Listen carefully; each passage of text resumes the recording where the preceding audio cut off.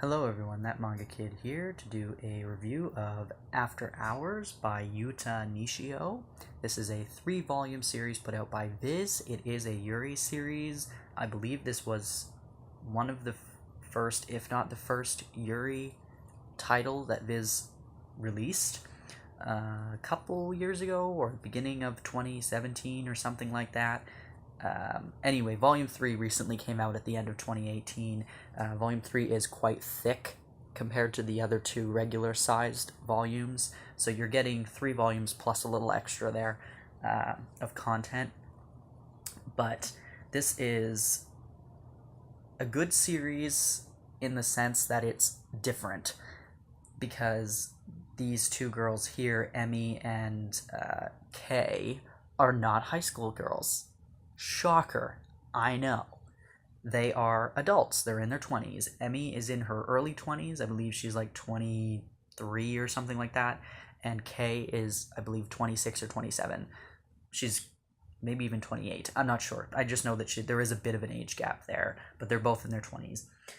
So that's what initially intrigued me, was first of all the cover. They're quite beautiful. Second of all, they're adults. And I do love high school romances and stuff, but I really, really love romance and stories that involve adults, because I'm an adult and I like to read about other adults. So this is about this girl. Emmy is the main character. She is in a relationship, but she's kind of like, I don't know, her whole life just seems kind of like she doesn't care. She doesn't have a job. She lives with a guy that she's been dating for a while, I think, but she doesn't really seem to care much about him. We never see him. She doesn't really do much. Anyway, she goes out one night to a rave and meets Kay, who is a DJ, and her life kind of just spirals from there. They hook up immediately, and she kind of just, everything that she's known is kind of thrown into a spiral. She's never been into girls before. She's never really been a partier before. She's still doesn't have a job or anything, remotely resembling one. And she's my impression of her, she's kind of spoiled. I think her parents kind of take care of her a little bit and coddle her, because she's not even actively trying to do anything with her life.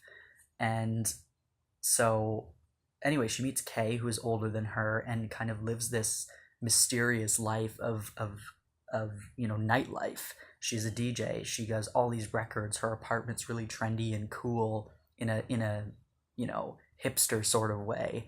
And so she just kind of they just kind of fall in love or in lust or whatever very quickly, and just start kind of hanging out all the time and living together basically, and just going about their day-to-day life as adult women who happen to have a sexual attraction to each other. There isn't a lot of sex in this, and even when there is, it isn't explicit, so don't worry about that. They're adults. They have a physical intimacy, and it's refreshing, and it just feels natural, at least to me, because I have a lot of friends who are female friends who are lesbian and bisexual and identify in the LGBT community, and this is the behavior.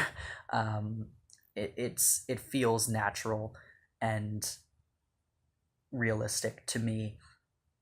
The story is not well written.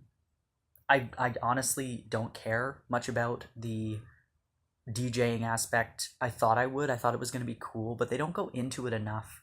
Yuhta Nishio doesn't dive into that. It feels like he's holding back. I don't know what the point of this story was, really. I enjoyed it because they are queer women who are adults enjoying each other's company. That's what I enjoyed about it.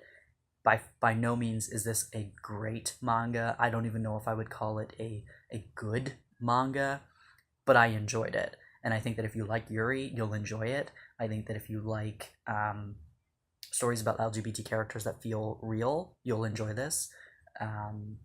But it doesn't go deep enough into anything to really call it a story.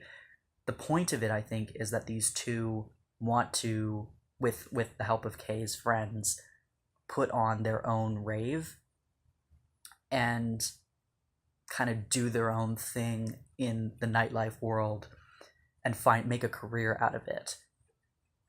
And that's all well and good, but I don't care about that. It didn't make me care about that. The best type of manga to me is when you can take a subject that I know nothing about and make me care about it. This didn't make me care. All I cared about was seeing the two of them together. So when it was going into trying to be a story, it wasn't doing it well, and it wasn't doing it in a way that was entertaining to me. So yeah, as far as the LGBT story goes, love it. Can't wait to see more. I'd love to see if any of Yuhta Nishio's other stuff gets published here. I don't know anything else by him, but if this is the type of story that he, or the type of characters that he writes about, I'm all for seeing more of it. I can't wait in the future, hopefully, to see more queer adult women being represented. But yeah, it's good if you're looking for an LGBT story. Not good if you're looking for a story about raves and DJing and all that kind of stuff, because it's not well done. But I enjoyed it, and I do recommend it with a bit of a warning of that. Yeah, so if you've read After Hours, please let me know your thoughts on it in the comments below. Yeah, if you have any questions about it, let me know. Thanks for watching. See ya.